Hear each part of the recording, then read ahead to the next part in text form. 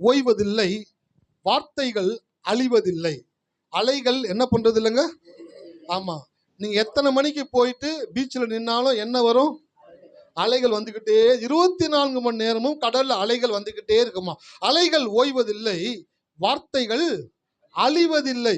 இத ஒரு விசுவாசி புரிஞ்சுக்கிட்டாங்கன்னு வச்சுக்கோங்களேன், அவங்க வாயிலிருந்து வரக்கூடிய வார்த்தைகளை மிகவும் கவனமாய் பேசக்கூடியவர்களாக இருப்பார்கள். பழைய காலத்துல பாத்தீங்கன்னாக்க கல் வெட்டுகளில் வெட்டி வைப்பாங்களாம், செதுக்கி வைப்பாங்களாம் என்னென்ன காரியங்கள்னு சொல்லிட்டு. அடுத்து கொஞ்சம் அது டிரான்ஸ்ஃபர் ஆகி என்ன பண்ணுச்சுனாக்க தகடுகள் அடிக்க ஆரம்பிச்சாங்க, வெண்கல தகடு, இரும்பு தகடுகள் அடிக்க ஆரம்பிச்சாங்க. அதுக்கப்புறம் என்ன ஆரம்பிச்சுனாக்கா ஓலை சுவடிகள் எழுத ஆரம்பிச்சாங்க. அடுத்து என்ன ஆச்சுனாக்கா காகிதங்கள் எழுத ஆரம்பிச்சாங்க. அப்புறம் வந்து என்னாச்சுனாக்கா ஃப்ளாப்பி வந்துச்சு, சிடி வந்துச்சு, அடுத்து பென்ட்ரைவ் வந்துச்சு, அடுத்து மெமரி கார்டு வந்துச்சு, இப்போ நிறைய சாஃப்ட்வேர்ஸ் வந்துருச்சு, எல்லா விஷயங்களும் எப்படி ஸ்டோர் பண்ணி வைக்கிறாங்க அப்படின்னு சொல்லிட்டு. ஆனா நீங்க எந்த ஃபார்ம்ல நீங்க ஒரு இன்ஃபர்மேஷனை ஸ்டோர் பண்ணி வச்சாலும் இந்த உலகத்துல அது அழியக்கூடியதாகத்தான் இருக்கும். ஆனா வார்த்தை என்ற ஒரு ஃபார்மேட்ல இருக்கக்கூடிய இன்ஃபர்மேஷன்ஸ் அதை யாருனாலும் அழிக்கவே முடியாது. ஹல்லேலூயா. வார்த்தைக்கு உருவம் இல்லை.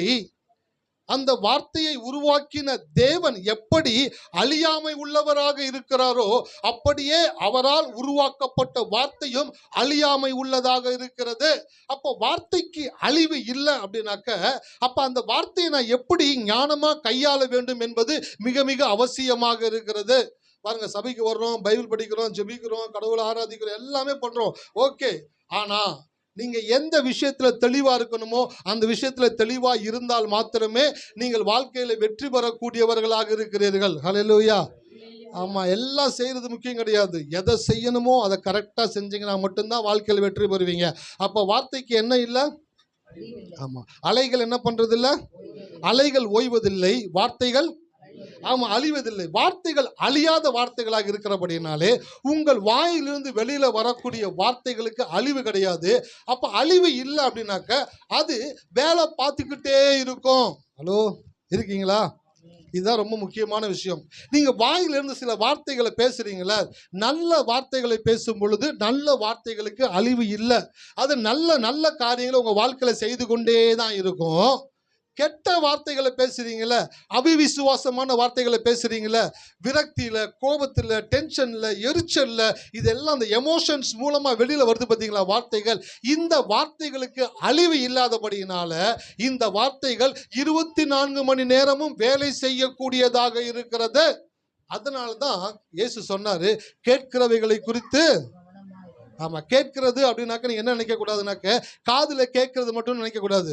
இயேசு சொல்ற ஒவ்வொரு விஷயத்திலுமே உள்ளான அர்த்தம் இருக்குது. கேட்கிறது என்றால் எது உங்களுக்குள்ள போகுது, நமக்கு உள்ள ஒரு இன்ஃபர்மேஷன்ஸ் எப்படி போகுது தெரியுங்களா? ஐம்புலன்களின் மூலமாக தான் நமக்கு உள்ள இன்ஃபர்மேஷன்ஸ், தகவல்கள் உள்ள பரிமாற்றப்படுகிறது.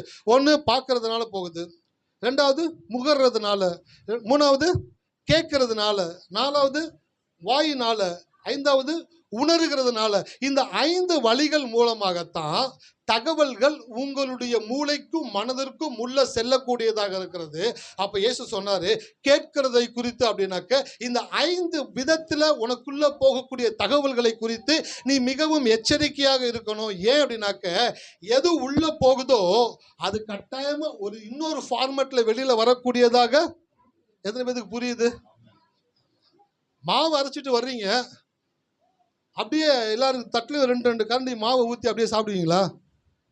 என்ன பண்ணுவீங்க? மாவை கரைச்சிட்டு இட்லியாவோ தோசையாவோ சுட்டு அதுக்கு ஒரு சட்னி வச்சு அதை என்ன பண்ணுறீங்க? சாப்பிட்றீங்க. ஸோ ஒரு ஃபார்மேட்டில் இருந்தது அப்படியே உள்ளே போகலை, வேறொரு ஃபார்மேட்டாக உள்ளே போகுது. உள்ளே போன விஷயம் வேறொரு ஃபார்மேட்டாக வெளியில் போகுது. இதை எப்படி நான் சொல்கிறது? ஸோ உள்ளே என்ன போகுதோ அது வெளியில் வரும். அப்போ உள்ள என்ன அனுப்புறோன்றதுல உஷாரா இருக்கணும் நீங்க. ஏன்னாக்க என்ன உள்ள போகுது அதுதான் என்ன பண்ணும் வெளியில வரும். அதனாலதான் வேதத்துல போட்டிருக்குது, ஆகாத சம்பாஷணைகள் நல் ஒழுக்கங்களை. ஆகாத சம்பாஷணைகள் என்ன? தேவையற்ற நபர்களோடு அல்ல தேவையற்ற காரியங்களை கேட்பதோ பார்ப்பதோ சிந்திப்பதோ யோசிப்பதோ உணர்வதோ இல்லாமல் அதை தவிர்க்கிறவர்கள் தான் வாழ்க்கையில வெற்றியாளர்களாய் மாற்றப்படுகிறார்கள். உங்க மனசை கடவுள் எதுக்கு கொடுத்திருக்கிறாரு தெரியுங்களா?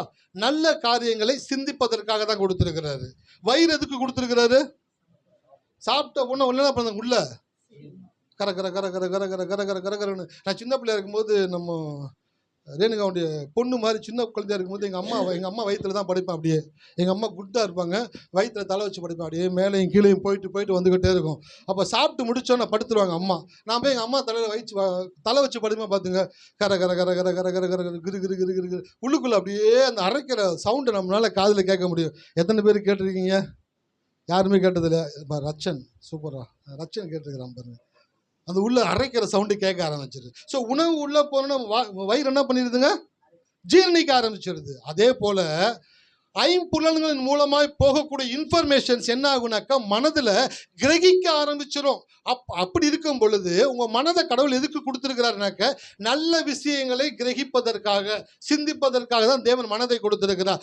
அந்த மனதில் தேவையில்லாத விஷயத்தை போட்டு அரைக்க ஒரு பெட்ரோல் வண்டி கண்டுபிடிச்சிருக்கான். அதில் என்ன போட்டால் தான் அந்த வண்டி ஓடும்? கேட்கல. ஆமாம், சில பேர் தப்பாக டீசலை போட்டுடுறாங்க. அதனால என்ன பண்ணுறாங்கனாக்கா காரில் பெட்ரோல் போடுற அந்த இடத்துல ஸ்டிக்கரில் ஒட்டுறாங்க, பெட்ரோல் டீசல் அப்படின்னு எழுதி வச்சிருக்கிறாங்க. ஏன்னாக்க டிரைவரும் மறந்து போட்டுறக்கூடாது, பெட்ரோல் பங்க்ல இருக்கிறவனும் மறந்து போட்டுற கூடாது. மறந்து போட்டு வண்டி கொஞ்சம் தூரம் போச்சுனால இன்ஜின் கண்டமாயிடும், அவ்வளோதான். அப்போ பெட்ரோல் வண்டியில் பெட்ரோல் போட்டு ஓட்டுறது எப்படியோ அப்படியே உங்கள் மனதை தேவன் எதற்கு கொடுத்திருக்கிறார் என்றால் நன்மையான காரியங்களை சிறந்த விதத்தில் தேவன் எப்படி செய்வார் என்று சிந்திப்பதற்காகத்தான் தேவன் உங்களுக்கு மனதை கொடுத்திருக்கிறார். ஹல்லேலூயா.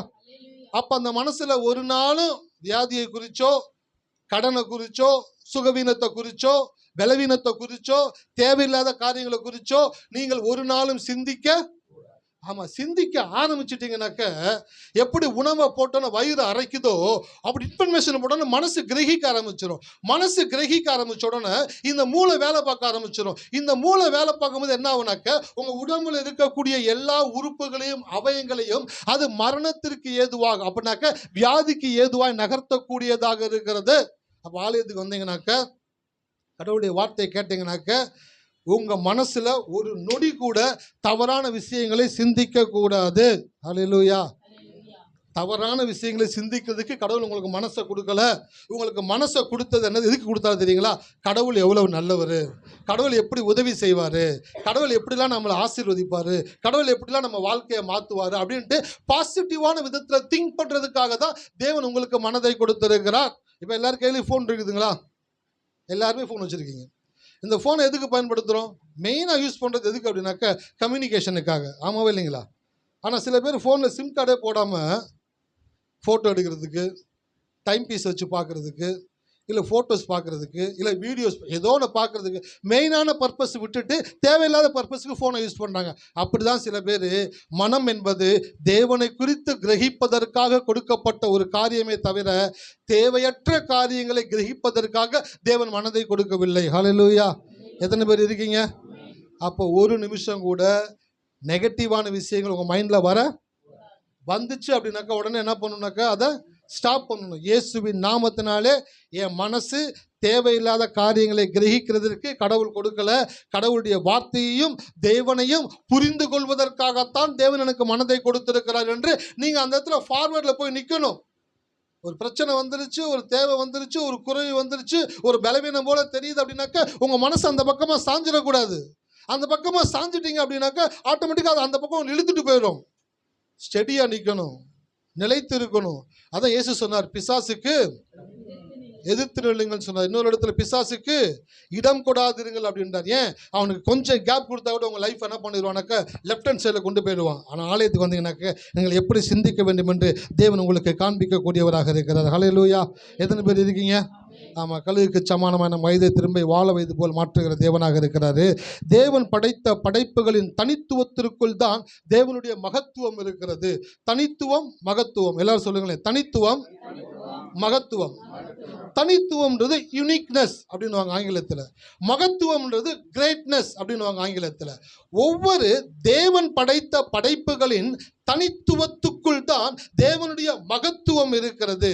உன் தனித்துவம் என்ன என்பதை நீ என்று அறிகிறாயோ அன்றுதான் உனக்குள் இருக்கும் தேவனுடைய மகத்துவம் வெளிப்படக்கூடியதாக இருக்கிறது. எத்தனை பேத்துக்கு உங்களுக்குள்ள இருந்து கடவுள் வெளிப்படணும்னு நினைக்கிறீங்க? ஹல்லேலூயா. சார் நான் ஒரு ஜெபம் பண்ணால் ஜெபம் கேட்க போடணும் சார், நான் ஒரு பாட்டு பாடினா அதில் சுகமாகணும் சார், நான் ஒரு மெசேஜ் கொடுத்தேன்னா 4 பேர் ரசிக்கப்படணும் சார், சார் எனக்குள்ள கடவுளுடைய கிரியைகள் வெளிப்படணும் சார், அதுக்கு நான் என்ன பண்ணணும் சார்? ஒன்றும் பண்ண வேணாம். ஃபஸ்ட்டு நீங்கள் யாருன்றதை முதல்ல உணர்ந்துக்கோங்க. உங்கள் தனித்துவம் என்ன என்பது என்றைக்கு நீங்கள் உணர்கிறீர்களோ அன்றைக்கு தான் தேவனுடைய மகத்துவம் உங்களுக்குள்ளிருந்து வெளிப்படக்கூடியதாக. குயில் கூவி எத்தனை பேர் கேட்டிருக்கீங்க?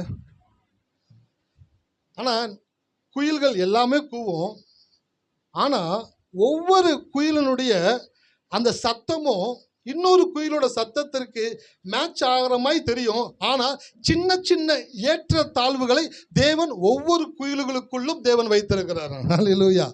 நான் யோசிச்சு பார்த்தேன், எல்லாம் ஒரே மாதிரி கத்துற மாதிரி இருக்காண்டவர். இல்லை, அதை போட்டு கேட்டு ரெக்கார்ட் பண்ணி போட்டு கேட்டோன்னு வச்சுங்களேன், சின்ன சின்ன பிசில் டிஃப்ரென்ஸ் இருக்குமா. எல்லாருடைய கட்டவரில் இருக்குது, எல்லாரும் கை வைக்கிறோம், ஆனால் அவங்களுக்கு தனித்துவமாக தேவன் கொடுத்துருக்கிறாரா? அதான் யூனிக்னஸ்.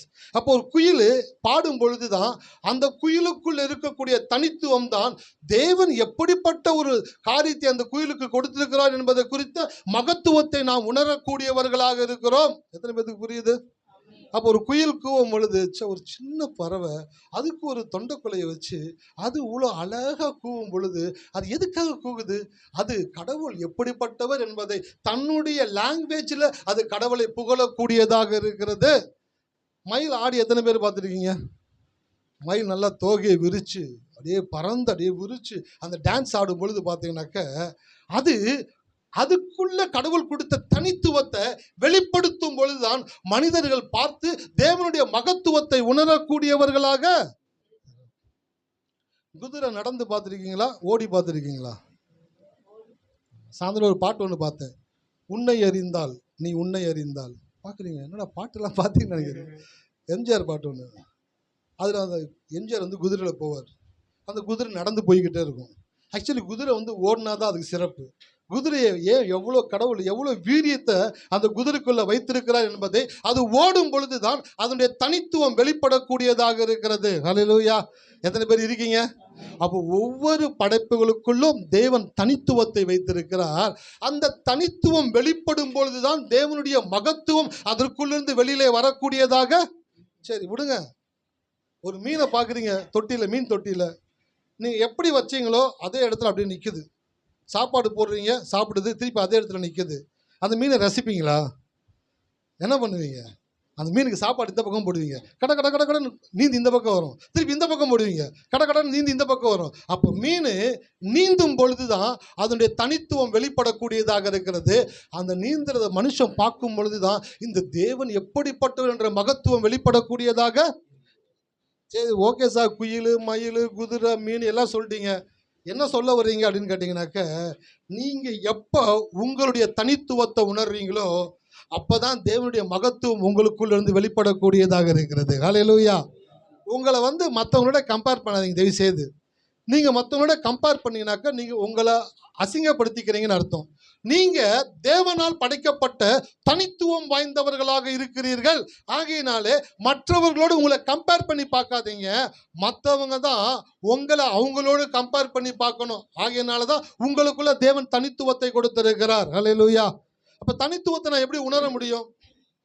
ஏன் தனித்துவம் என்ன? இப்போ உங்கள்கிட்ட மைக் கொடுக்குறேன், ஒவ்வொருத்தனா வந்து சொல்லுங்கள் உங்களுக்குள்ள என்ன தனித்துவம் இருக்குது அப்படின்னு கேட்டாக்க நிறைய பேருக்கு தெரியாது. இல்லையா, நானும் 10ஓட 1 11 அதோட இது 1 அப்படின்னு தான் இருக்கிறேயா, எனக்குள்ள கடவுள் என்ன கொடுத்துருக்குறாருன்னு தெரியலையா. நான் பாடலாம், நான் பிரசங்கிக்கலாம், நான் இசைக்கருவிகளை வாசிக்கலாம், நான் ஒரு நல்ல பெயிண்டராக இருக்கலாம், அதெல்லாம் ஓகே, அதெல்லாம் ப்ரொஃபஷன். அந்த ப்ரொஃபஷனை கடந்து ஒரு தனித்துவம் எனக்குள்ள தேவன் கொடுத்திருக்கிறார். அந்த தனித்துவம் என்னன்னு தெரியுங்களா? மனிதன் தேவனை உணர்வது தான் தேவன் மனிதனுக்கு கொடுத்த தனித்துவமாக இருக்கிறது. ஹல்லேலூயா. எத்தனை பேர் இருக்கீங்க? கடவுளை உங்களால மட்டும்தான் தேவனை உணர முடியும். நீங்கள் தேவனை உணரும் பொழுது அந்த தேவன் உங்களோடு கூட இணையக்கூடியவராக இருக்கிறார். அதனால உங்களுக்கு கொடுத்த ஒரு மிகப்பெரிய தனித்துவம் என்னவென்றால், உங்களால் மாத்திரமே தேவனை உணர முடியும். எல்லாரும் சொல்லுங்களேன், என்னால் மாத்திரமே என் தேவனை உணர முடியும். ஆமென். எப்போ நீங்கள் கடவுளை உணர ஆரம்பிச்சிட்டீங்களோ அப்பவே உங்கள் லைஃப்பில் அடுத்த கட்ட உயர்வை தேவன் தீர்மானிக்கக்கூடியவராக இருக்கிறார். அப்போ உங்க தனித்துவம் என்ன? இன்னைக்கு ஆராதனை முடிச்சுட்டு செய்தி முடிச்சுட்டு வீட்டுக்கு போயிட்டு கொஞ்ச நேரம் அப்படியே உட்காந்து ரிலாக்ஸாக யோசிச்சு பாருங்க. எனக்குள்ள என்ன தனித்துவம்னாக்க, நான் கடவுளை உணர்றது தான் என்னுடைய தனித்துவம்னாக்க, நான் கடவுளை உணர விரும்புகிறேன். ஈசாக்கு சாயங்கால வேளையில தியானம் பண்ண வெளியிலே போனாராம். தியானம் பண்ண போனாராம். என்ன தியானம் பண்ணியிருப்பாரு? தன் தனித்துவத்தை உணர ஆரம்பித்தார். கடவுள் எப்படிப்பட்டவர் என்பதை யோசிக்க ஆரம்பித்தார். அதனால் அவருடைய வாழ்க்கையில பெரிய ஆசீர்வாதங்களை அவர் பெற்றுக்கொள்ளக்கூடியவராக இருந்தார். இந்த மாலை வேளையில் நான் சொல்றேன், உங்க தனித்துவத்தை உணருங்க. கழுகுனுடைய தனித்துவம் என்ன? அதை குறித்து தான் பேசிட்டு வரேன். கழுகு அதிக உயரத்தில் பறக்கும். கழுகு கூர்மையான பார்க்கும் திறன் இருக்குது. அதெல்லாம் அதனுடைய தனித்துவம். அடுத்து என்ன சொல்லி பார்த்துட்டு இருக்கிறோம்? கழுகு செத்த உயிரினத்தை சாப்பிடாது, உயிருள்ள உயிரினத்தை தான் என்ன பண்ணுங்க? சாப்பிடக்கூடியதாக இருக்குதா. ஸோ அந்த தலைப்பில் பார்த்துக்கிட்டே வருகிறோம். இன்னைக்கு ஒரு காரியம் உங்கள் இடத்துல காண்பி வச்சுட்டு கடந்து போக போகிறேன். போன வாரம் எதை குறித்து உங்களுக்கு காண்பித்தேன்? 12 வருஷமாய் பெரும்பாடுள்ள ஸ்திரீ. அந்த அம்மாவுக்கு பேரே இல்லை, நேம்லெஸ் உமன், பேர் இல்லாத நபர். ஆனால் இன்றைக்கும் பேசப்படுகிற ஒரு நபர். ஹல்லேலூயா. பேர் இல்லைன்னு கவலைப்படாதீங்க. என் பேர் யாருக்குமே தெரியலையே, கடவுளுக்கு தெரியும். உங்கள் பேர் என்னன்னு கடவுளுக்கு தெரியும். உங்களை எப்போ உயர்த்தணும்னு கடவுளுக்கு தெரியும். ஹல்லேலூயா. ஸோ போன வாரம் 12 வருஷம் பெரும்பாடுள்ள ஸ்திரீ எப்படி செத்ததை பார்க்காம உயிரோடு இருக்கிறத பார்த்து ஆசீர்வதிக்கப்பட்டான்றதை காண்பிச்சு கொடுத்தேன். இன்றைக்கு ஒரு காரியத்தை உங்களிடத்தில் காண்பிச்சுட்டு நான் அப்படியே கடந்து போக போகிறேன். யோவான் 11ஆம் அதிகாரத்தை எடுத்துக்கொள்ளுங்க. நன்றி ஆண்டவரே, நன்றி நன்றி நன்றி.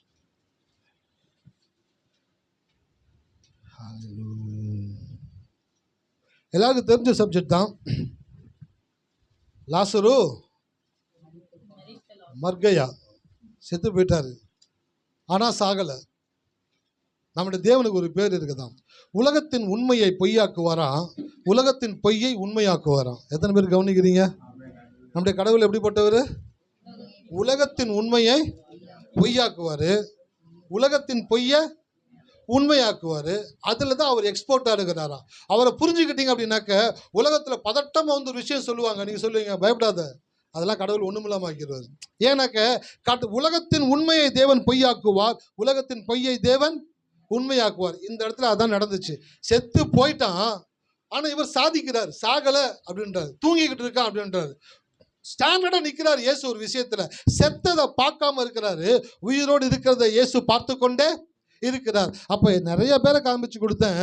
யோசித்தேன், கடைசியில் இந்த வசனம் இந்த பாயிண்ட்டை முடிக்கும் பொழுது தலைவரை சொல்லி முடிக்கலாம் அப்படின்னு முடிவு பண்ணேன்.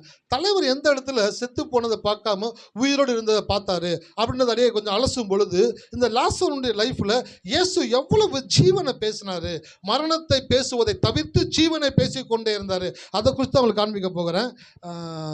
11ஆம் அதிகாரத்தில் 1, 2, 3 வசனங்களை வாசிக்கலாம். மரியாளும் அவள் சகோதரி மார்த்தாலும் இருந்த பெத்தனியா கிராமத்தில் உள்ளவனாகிய லாசர் என்னும் ஒருவன் வியாதிப்பட்டு இருந்தான். கர்த்தருக்கு பரிமள தைலம் பூசி தன் தலைமயிரால் அவருடைய பாதங்களை துடைத்தவள் அந்த மரியாளே. அவளுடைய சகோதரனாய லாசரு வியாதியாயிருந்தான். அப்பொழுது அவனுடைய சகோதரிகள், ஆண்டவரே, நீ சிநேகிக்கிறவன் வியாதியா இருக்கிறான் என்று சொல்ல அவரிடத்தில் ஆள் அனுப்பினார்கள். போதும், ரொம்ப வியாதியா இருக்கிறான். மார்த்தாள், மரியாள், லாசரு, ஒரே ஃபேமிலியில் இருக்கிற 3 பேர், 2 பெண்கள், ஒரு ஆண், ஒரு குடும்பத்தில் இருக்கிறாங்க, வாழ்ந்துக்கிட்டு இருக்கிறாங்க. இயேசுக்கு ரொம்ப அன்பாக இருக்கிறவங்க. இயேசு ஊழியத்து நிமித்தமாக பல ஊர்களுக்கு கடந்து போகிறாரு. கடந்து போகும்போது இவன் வியாதியாக இருக்கிறான். இப்போ இயேசுக்கு இதை சொல்லி அனுப்புகிறாங்க, இந்த மாதிரி ரொம்ப வியாதியாக இருக்கிறான் அப்படின்ட்டு இயேசுக்கு இன்ஃபர்மேஷனை பாஸ் பண்ணுறாங்க. என்ன பாஸ் பண்ணுறாங்க? இயேசுக்கு சொல்லி அனுப்புகிறாங்க, தகவல் சொல்லி அனுப்புகிறாங்க, இந்த மாதிரி வியாதியாக இருக்கிறான்னு சொல்லி அனுப்புகிறாங்க. சொல்லி அனுப்பும் பொழுது இயேசு, இங்கிலீஷில் எழுதிட்டு வந்திருக்கேன், தமிழில் டிரான்ஸ்லேட் பண்ணி சொல்கிறேன். Jesus realised his uniqueness, so God revealed his greatness.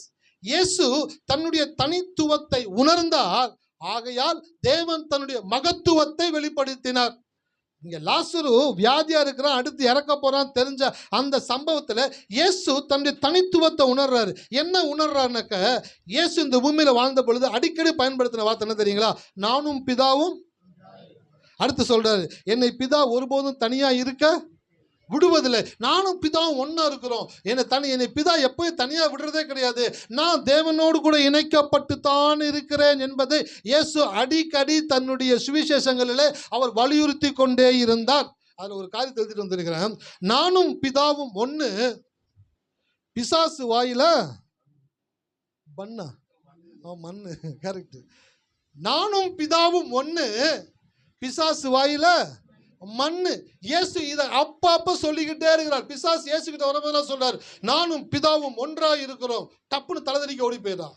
என்னை பிதா தனிமையா இருக்க விடுகிறது இல்லை, டக்குன்னு ஓடி போயிடறான். அவர் என்ன சொல்றாருனாக்க, நான் தனி ஆள்னு நினைச்சிடாதப்பா, என்னை அனுப்பின பிதா என்னோடு கூட இருக்கிறார். ஹல்லேலூயா. அதுதான் சார் தனித்துவம். அதுதான் கடவுளை உணர்கிற விதம். நீங்க அந்த மாதிரி சொல்லியிருக்கீங்களா என்னைக்காச்சும்? நான் பார்த்தீங்கன்னா சார் நானே ஒண்டியா, அப்படியே எங்கள் அப்பா மிச்சம் கும்பலாக வேலை பார்த்துட்டு இருக்கிறாங்க. எல்லோரும் தனித்தனியாக தான் கஷ்டப்பட்டு வாழ்க்கையில் முன்னேறிக்கிட்டு இருக்கிறாங்க. இல்லை எனக்கு யாருமே இல்லை சார். அந்த மாதிரிலாம் ரொம்ப பரிதாபமாக பேசுகிறவங்களை பார்த்தா எனக்கு ரொம்ப பாவமாக இருக்கும். ஏன்னாக்க ஆண்டவரை ஏற்றுக்கொண்டு ஆண்டவரை வழிபட்டு சபைக்கு போய் இன்றைக்கும் அதே வார்த்தை 1980s தேஞ்ச ரெக்கார்டு மாதிரி அதே போட்டிருப்பாங்க. ஐயா பார்த்தீங்கன்னா ஐயா நான் தனியாக அப்படின்னாலே தெரிஞ்சு போயிடும் இவங்களுக்குள்ள வார்த்தை உள்ளே போகவே இல்லை. ஹல்லேலூயா. எப்போ உங்கள் வாயில் நான் தனியாக அப்படின்னு நீங்கள் சொல்கிறீங்களோ அப்போவே நீங்கள் பிசாசு கூட இருக்கீங்கன்னு அர்த்தம். எப்போ நீங்கள் எப்பயுமே என் கூட பிதா இருக்கிறாரு, இயேசு இருக்கிறாரு, ஆவியானவர் இருக்கிறாரு அப்படின்ற உணர்வு உங்களுக்குள்ள மேலோங்கி இருக்கிறதோ அப்போதான் உங்ககிட்ட பிசாசு வர்றதுக்கு நடுங்கக்கூடியவனாக இருப்பான். ஹல்லேலூயா. இந்த ஒரு சத்தியத்தை வீட்டுக்கு எடுத்துகிட்டு போங்க. உங்கள் வாயிலிருந்து ஒரு நாளும் நான் தனியாக இருக்கிறேன்ற வார்த்தை வரக்கூடாது. நீங்கள் தனியாக இருக்க முடியாது. நீங்களே நினைச்சாலும் அவங்களால தனியாக இருக்க முடியாதுங்க. அதுதான் சத்தியம். ஏன் தெரியுங்களா? என்றைக்கு நீங்கள் இயேசு ரட்சகன் சொல்லி ஞானஸ்தானம் எடுக்கும்போது தண்ணீரில் மூழ்கி எந்திரிச்சிங்களோ அன்றைக்கு உங்களுடைய கரத்தை பிடித்த இயேசு கிறிஸ்து அவருடைய சித்தம் முழுவதுமாய் உங்கள் வாழ்க்கையில் நிறைவேறி முடித்து உங்களுடைய கடைசி சுவாசம் இருக்கிற வரைக்கும் அவர் உங்களை விட்டு பிரியவே மாட்டார். அல்லேலூயா. அவர் நடுவழியில் விட்டுட்டு போகிறவர் கிடையாது. நட்டாற்றில் விட்டுட்டு போகிறவர் கிடையாது. இப்போ நீயே கொஞ்சம் பார்த்துக்கப்பா என்னால் முடியலப்பான்னு சொல்கிறவர் கிடையாது. அவர் மரணத்தை ஜெயித்தவர். ஆகையினாலே அவர் உங்களோடு கூட தான் இருப்பார். எல்லாரும் சொல்லுங்களேன், நான் தனிமையாய் இருப்பதில்லை. அது மிகவும் கூடாத காரியம். என் இயேசு என்னோடு கூட எப்போதும் இருக்கிறார். ஆமென். ஹல்லேலூயா. இந்த ஒரு 1 ஹவர் செய்தியில் நீங்கள் எதை வீட்டுக்கு எடுத்துகிட்டு போகிறீங்களோ தெரியல எனக்கு. இதை மட்டும் எடுத்துகிட்டு போங்க, நான் தனியாக இல்லை, என் கூட இயேசு இருக்கிறாரு. ஹல்லேலூயா.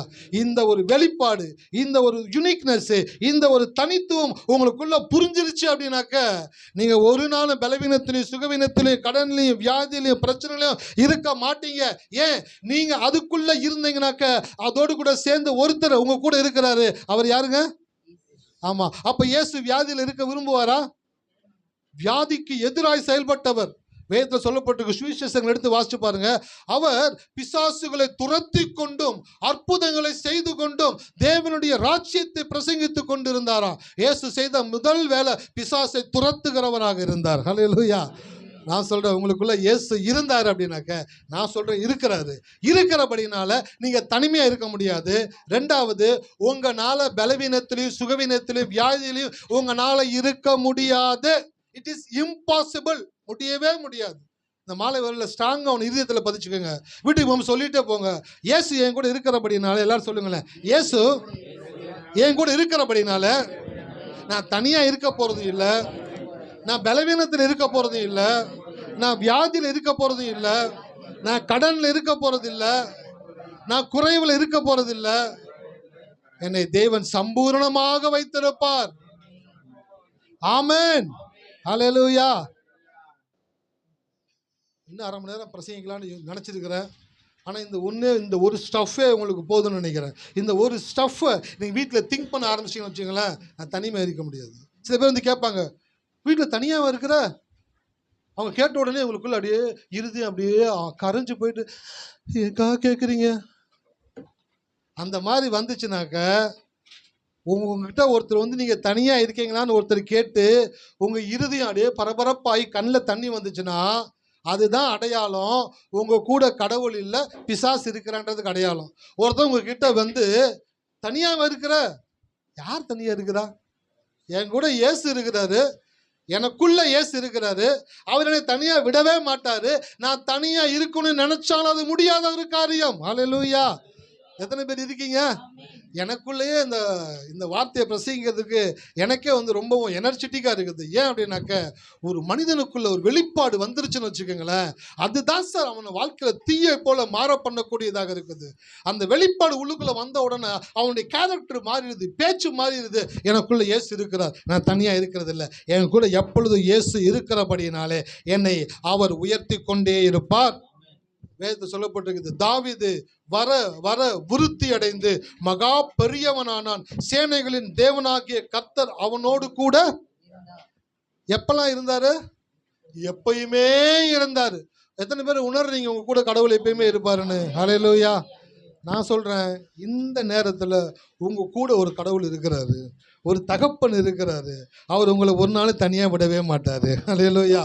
மனிதர்கள் உங்களை விட்டு தூரமாக போகலாம், சொந்தங்கள் உங்களை விட்டு தூரமாக போகலாம், உறவினர்கள் உங்களை விட்டு தூரமாக போகலாம். யார் தூரமாக போனாலும் உங்களோடு கூட ஒருத்தர் எப்பயுமே 24 மணி நேரமும் உங்களோடு கூட ஒரு தேவன் இருக்கிறபடினால அவரை உணர ஆரம்பிச்சிட்டிங்கனால, எதெல்லாம் உங்களை விட்டு போகிறத போல ஃபீல் பண்ணீங்களோ அதையெல்லாம் காந்த சக்தியை போல மறுபடியும் உங்களிடத்தில் நீங்கள் உங்களால் ஈர்த்து கொள்ள முடியும். ஹல்லேலூயா. காந்தம் எப்போ மட்டும் வேலை செய்யும்? எப்பயும் வேலை செய்யுமா? காந்தம் எப்பயுமே வேலை செய்யும். 24 மணி நேரமும் காந்தம் ஈர்ப்பு சக்தியோடு கூட வேலை செய்யக்கூடியதாக இருக்கிறது. அப்போ ஒரு தேவன் உங்களுக்குள்ள வந்துட்டார் அப்படின்னாக்க, எதெல்லாம் உங்களை விட்டு போச்சோ அந்த அத்தனை நன்மைகளையும் தேவன் உங்களிடத்துல வந்து சேர்க்கக்கூடியவராக இருக்கிறார். அப்ப இயேசு சொன்ன ஒரு வார்த்தை, நானும் பிதாவும் ஒன்றாய் இருக்கிறோம், என்னை பிதா தனிமையில் விடுகிறது இல்லை. அப்படின்னாக்க ஏதோ அவரை பெருமையா பேசுறான்னு நினைச்சுக்க கூடாது. எனக்கு இந்த விஷயம் நடக்குதுனாக்க, என்னை நம்புகிற ஒவ்வொருவருக்கும் இந்த விஷயம் நடக்கக்கூடியதாக இருக்கிறது. உங்களோடு கூட இயேசு இருக்கிறார். ஹல்லேலூயா. உங்களோடு கூட இயேசு இருக்கிறார். அந்த இயேசு இந்த பூமியில் வாழ்ந்த பொழுது தான் இந்த சம்பவத்தை வாசித்தோம். 3 வசனங்களை வாசிச்சிங்களா? இயேசுக்கு இன்ஃபர்மேஷன் போகுது. 4வது வசனத்தை வாசிங்க. இயேசு அதை கேட்ட பொழுது, இந்த வியாதி மரணத்துக்கு ஏதுவா இராமல் தேவனுடைய மகிமை விளங்குவதற்கு ஏதுவா இருக்கிறது, தேவனுடைய குமாரனும் அதனால் மகிமைப்படுவார் என்றார். ஆமென். ஹல்லேலூயா. இந்த 4வது வசனத்தை எல்லாரும் கவனிங்க, நான் எப்படி படிக்கிறேன்னு பாருங்க. இயேசு அதை கேட்ட பொழுது, அங்கே நிறுத்தணும். அதான் ஊழியக்காரர் அடிக்கடி சொல்லுவார், don't read the lines, read between the lines. வரிகளை வாசிக்காதீர்கள், வரிகளுக்கு இடையே வாசியுங்கள். ஏன்னாக்க வரிகளுக்கு இடையில் தான் தேவன் தன்னுடைய மகத்துவமான காரியங்களை உள்ள அடக்கி வைத்திருக்கக்கூடியவராக இருக்கிறார். ஹல்லேலூயா. அப்ப இயேசு அதை கேட்ட பொழுது, இப்ப கேட்டுட்டாரு. இப்ப கேட்ட உடனே நான் என்ன சொன்னேன் உங்களுக்கு? ஐம்புலன்களின் மூலமா இன்ஃபர்மேஷன் உங்க மனதுக்குள்ள எப்படி போகுது? ஐம்புலன்களின் மூலமாக இன்ஃபர்மேஷன் உள்ள போகுது. இயேசுவுக்கு காதுகள் வழியா இன்ஃபர்மேஷன் உள்ள போகுது. லாசரு வியாதியா இருக்கிறானா, இந்த மாதிரி சொல்லி அமைச்சிருக்கிறாங்க. இந்த இன்ஃபர்மேஷன் உள்ள போன உடனே இயேசு, ஐயோ லாசரு உடம்பு சரியில்லையா, சே நான் வேறு 2 நாள் பிரயாண தூரத்தில் இருக்கிறேன்னு, நான் என்ன பண்ண போறேன், ஏது பண்ண போறேன் அப்படின்ட்டு இயேசு பேசல. இயேசு கேட்ட உடனே அவருடைய மனம் கிரகிக்க ஆரம்பிக்குது, திங்க் பண்ண ஆரம்பிக்குது, யோசிக்க ஆரம்பிக்குது. அதனால தான் வேதத்தில் சொல்லப்பட்டிருக்குது, கேட்கிறதற்கு தீவிரமாக இருங்கள், பேசுவதற்கு கேட்கல. கேட்கறதற்கு தீவிரமா இருக்கணுமா? நிறைய கேட்கணும். எவ்வளவு கேட்குறீங்களோ அவ்வளோக்குள்ள நீங்க வந்து வளர்ச்சி அடைஞ்சு கொண்டே இருப்பீங்க. திருக்குறள் ஒரு வார்த்தை இருக்குது, செல்வத்துள் செல்வம், செவிச்செல்வம், அச்செல்வம், செல்வத்துள் எல்லாம் தலை. எவன் ஒருவன் அதிகமாய் கேட்கிறானோ அவன் அதிகமாய் வாழ்க்கையிலே யோசிக்கக்கூடியவனாக இருப்பான், தேவனை குறித்து சிந்திக்கக்கூடியவனாக இருப்பான், செயல்படக்கூடியவனாக இருக்கக்கூடியவனாக இருக்கிறான். ஹல்லேலூயா. இயேசு கிட்ட இன்ஃபர்மேஷன் வருது, லாசரு வியாதியா இருக்கிறான். இதை கேட்ட உடனே இயேசு அதை கேட்ட பொழுது அவருடைய மனம் கிரகிக்க ஆரம்பிக்குது. எல்லாரும் என்ன பாருங்களேன், எப்பயுமே லைஃப்ல ஒரு இன்ஃபர்மேஷன் உங்களுக்குள்ள வரும் பொழுது, பார்வையின் மூலமாகவோ செவிகள் மூலமாகவோ இல்லை ஒரு உணர்வின் மூலமாகவோ எப்படியோ ஒரு இன்ஃபர்மேஷன் உங்களுக்குள்ள வருதுன்னா, ஃபர்ஸ்ட் அந்த இன்ஃபர்மேஷனை இமீடியட்டா உங்களுடைய மனதுக்கும் மூளைக்கும் அலோ பண்ணிடக்கூடாது. ஃபர்ஸ்ட் அதை ஸ்டாப் பண்ணி சிந்திக்கக்கூடியவங்களா இருக்கணும். இந்த இன்ஃபர்மேஷன் எனக்கு நெகட்டிவா பாசிட்டிவா, இந்த இன்ஃபர்மேஷனுக்கு நான் எப்படி ரியாக்ட் பண்ணணும், நான் எப்படி ரெஸ்பாண்ட் பண்ணணும். மனம் வந்து கிரகித்து தான் ரெஸ்பாண்ட் பண்ணக்கூடியதாக இருக்கிறது. ஹல்லேலூயா. எத்தனை பேர் இருக்கீங்க?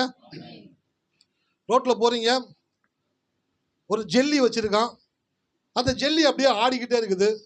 இதை பார்த்த உடனே உங்கள் நாக்கில் என்ன சுரக்க ஆரம்பிச்சிருது சொல்லுங்களேன்? எச்சில் வந்து ஊற ஆரம்பிச்சிருது. சே, சாப்பிட்டா என்னமா இருக்கும்பா, அப்படி ஆடுது பாருங்க, எவ்வளோ டேஸ்ட்டாக இருக்குன்னு தெரியல, ஒரு நாள் எப்படினாலும் வாங்கி சாப்பிட்டணும். அதை பார்த்த உடனேயே இந்த பார்வை இன்ஃபர்மேஷனாக உள்ளே போய் மனதில் போய் கிரகிக்க செய்து, இந்த கிரகித்தது நிமித்தமாக வாயில் என்னென்ன நாக்கில் எச்சி ஊறக்கூடியதாக இருக்குது. சரி, ரோட்டில் போகிறீங்க, லைவ் ஒரு ஆக்சிடெண்ட்டை பார்த்துட்டீங்க. இந்த ஆக்சிடெண்ட்டை பார்த்த உடனே கண்ணில் பார்த்துட்டீங்க, பார்த்த உடனே மூளைக்கு உள்ளே போய் இன்ஃபர்மேஷனு மனதில் கிரகிச்சிச்சு, ஆட்டோமேட்டிக்காக உங்கள் கண்ணில் தண்ணி வர ஆரம்பிக்குது. ஆமாவா இல்லைங்களா? ஐயோ, இன்னமும் அடிபட்டாங்க, என்ன அடிபட்டு, ரத்தம் எவ்வளோ ரத்தம் தெரியுங்களா, ஐயோ என்னால் ஜீர்ணிக்கவே முடியலைங்க அப்படின்ட்டு கண்ணில் அப்படியே வர ஆரம்பிச்சிது.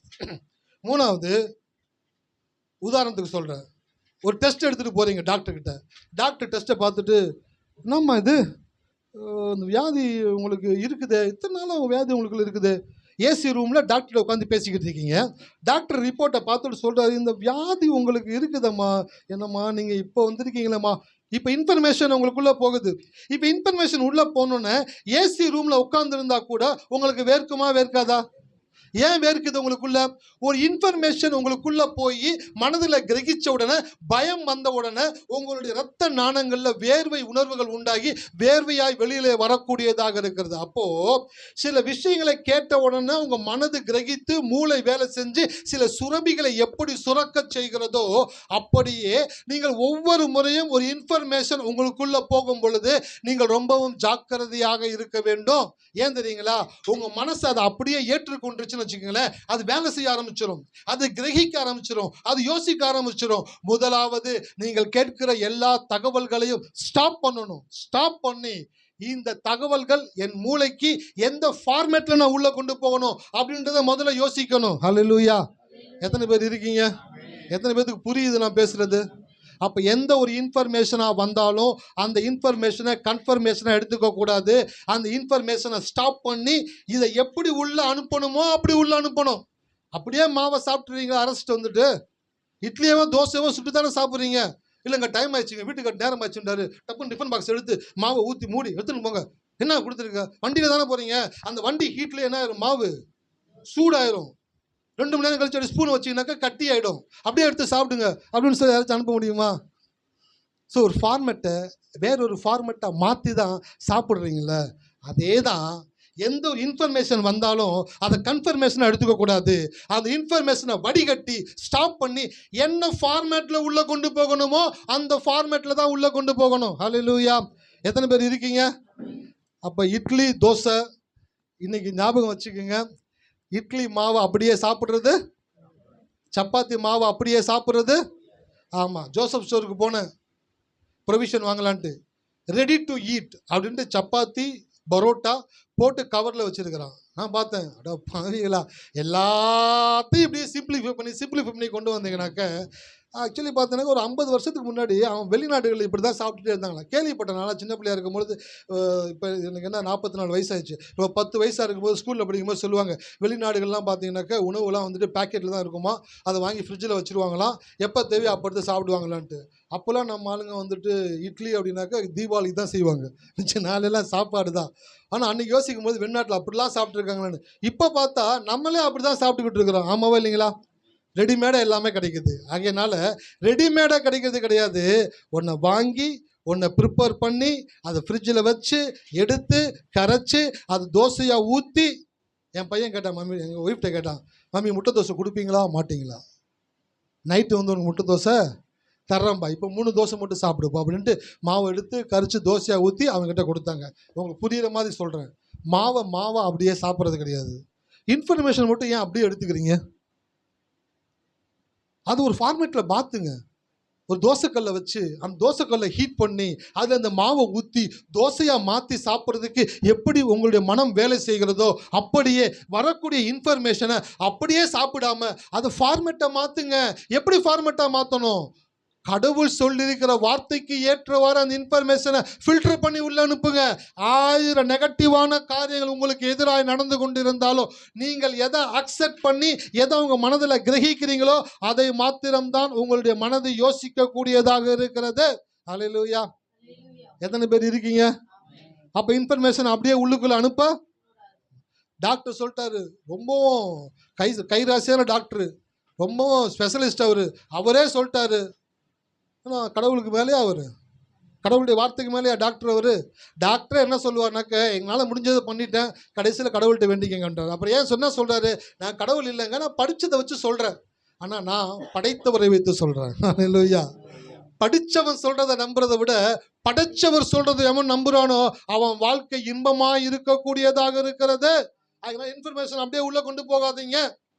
இல்லை, எல்லாத்துக்கும் வேலை போய்கிட்டே இருக்குதான், வேலை இருக்குமா இல்லையான்னு தெரியல, அது இன்ஃபர்மேஷன் உங்கள் காதுக்கு வந்துச்சுன்னு வச்சுங்களேன், ஸ்டாப் பண்ணுங்க. ஏசு என்ன பண்ணாரு, ஏசு அதை கேட்ட பொழுது ஸ்டாப் பண்ணுறாரு. எதை உள்ள ஜீர்ணிக்கணும், எதை கிரகிக்கணும், எந்த வார்த்தையை பயன்படுத்தணும் ஏசு அறிந்திருந்தாரு. அறிந்திருந்து சொல்றாரு. என்ன சொல்றாரு அடுத்து வாசிங்க.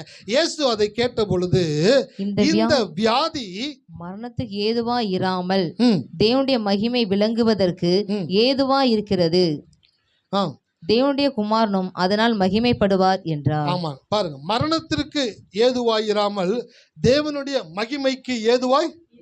இப்ப என்ன பண்றாரு இயேசு, கேட்ட விஷயத்தை ஃபார்மேட்டை மாத்துறாரு. ஹலோ, எத்தனை பேர் இருக்கீங்க? இயேசு கிட்ட கொண்டு வந்து சட்டி நிறைய மாவை கொடுத்தாங்க. இந்த மாவை அப்படியே தட்டில் ஊற்றி இயேசு சாப்பிடல, இந்த மாவை தோசையா இட்லியா மாற்றி சாப்பிட்றாரு. எப்படி ஃபார்மேட்டை மாத்துறாரு பாருங்க. இந்த வியாதி மரணத்துக்கு ஏதுவாய் இராமல் தேவனுடைய மகிமை விளங்குவதற்கு ஏதுவாக இருக்கிறது. அல்லேலூயா. அதான் சொன்னேன், கழுகு செத்த உயிரினத்தை பார்க்காமல் உயிரோடு இருக்கிற உயிரினத்தை வேட்டையாடி உண்கிறபடினால் தான் கழுகுனுடைய வீரியத்தன்மை அதிகமாகி கொண்டே இருக்கிறது. அப்போ இயேசு கிட்ட வந்து சொல்றாங்க, லாசரு வியாதியாக இருக்கிறார். இயேசுக்கு தெரியும் அவன் இன்னும் கொஞ்சம் நேரத்தில் சாக போறான்னு தெரியும். தெரிஞ்சுதான் சொல்றாரு, இந்த வியாதி மரணத்துக்கு ஏதுவாயிராமல் தேவனுடைய மகிமை விளங்குகிறதற்கு ஏதுவாயிருக்கிறது. அல்லேலூயா. பாருங்க, மரணத்தோடு கூட இணைக்கப்பட்டவங்க பேசுகிற வார்த்தைகள் எப்படி இருக்கும், ஜீவனோடு இணைக்கப்பட்டவங்க பேசுகிற வார்த்தைகள் எப்படி இருக்கும்னு கேட்டு பாருங்க. இந்த இடத்துல வந்து நீங்கள் நிற்கிறீங்க, உங்ககிட்ட வந்து ஒரு விஷயம் சொல்கிறாங்கன்னா நீங்கள் எப்படி ரியாக்ட் ஆகுறீங்க? உங்களுக்கு ரியாக்ட் தான். நீங்கள் எப்படி ரியாக்ட் ஆகுறீங்கன்றதை வச்சு தான் நீங்கள் என்ன ஃபெய்த்தில் இருக்கீங்கன்றதை தேவன் அறியக்கூடியவராக இருக்கிறார். பைபிள் ஒரு வசனம் இருக்குது, நீதிமான் துர்ச்செய்தியை கேட்கிறதுனால் அவன் இருதயம் கர்த்தரை நம்பி. அப்ப என்ன அந்த வசனத்துக்கு அர்த்தம்? இன்ஃபர்மேஷன் வந்தா கூட அதை கன்ஃபர்மேஷனா எடுத்துக்கொள்ளாமல் அதை அவன் தேவனுடைய வார்த்தையோடு ஒப்பிட்டு பார்த்து துர்ச்செய்தியை கேட்கிறதுனால் பயப்படான். அவன் இருதயம் கர்த்தரை நம்பி இருக்கும், இது எனக்கு நடக்காது. அல்லேலூயா. எத்தனை பேர் இருக்கீங்க? உங்களுக்குள்ள ஒரு மிகப்பெரிய ஆற்றலை தேவன் கொடுத்திருக்கிறார். உங்களுக்குள்ள கடவுள் இருக்கிறார். உங்களை விட்டு கடவுள் ஒரு நாள் பிரியறது கிடையாது. இதோ உலகத்தின் முடிவு பரியந்தம் சகல நாட்களிலும் நான் உங்களுடனே கூட. வசனம் எத்தனை பேர் படிச்சிருக்கீங்க? வசனம் தெரியும் சார், எந்த புத்தகத்தில் இருக்குன்னு தெரியும், எத்தனை அதிகாரம் தெரியும், எந்த வசனம் தெரியும், பைபிளில் எந்த இடத்துல இருக்குன்ட்டு நான் கண்ணை மூடிட்டே சொல்லுவேன். பக்கத்தை திருப்புது, வலது பக்கத்தில் மேலேருந்து கீழே வா, இருக்கா? சில பேர்லாம் அவ்வளோ ஸ்கேன் பண்ணி வச்சுருப்பாங்க பைபிளை. ஸ்கேன் பண்ணுறது பைபிள் கிடையாது. பைபிள் இருக்கக்கூடிய காரியங்கள் உங்களுக்குள்ள என்ன ஃபார்மேட்ல இருக்குன்னு தேவன் பார்க்கக்கூடியவராக இருக்கிறார். அல்லேலூயா. அப்ப இயேசு என்ன சொன்னாரு, இந்த வியாதி மரணத்துக்கு தேவனுடைய மகிமைக்கு.